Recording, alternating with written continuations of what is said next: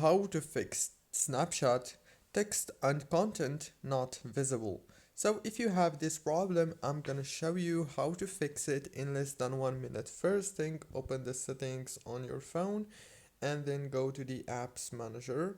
On this apps page here, you will find all the apps that you have on your phone.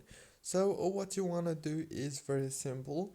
Just scroll until you find Snapchat and then click on it. When you click on the Snapchat app right here, click on force stop and then go to notifications. Disable the notifications, enable them back, and then go to the storage or the internal storage. Click on clear data and click on delete. After that, click on open by default right here. Click on open supported links in this app and choose always allow. And now turn off your phone and turn it on again and the problem is solved. Don't forget to like, subscribe.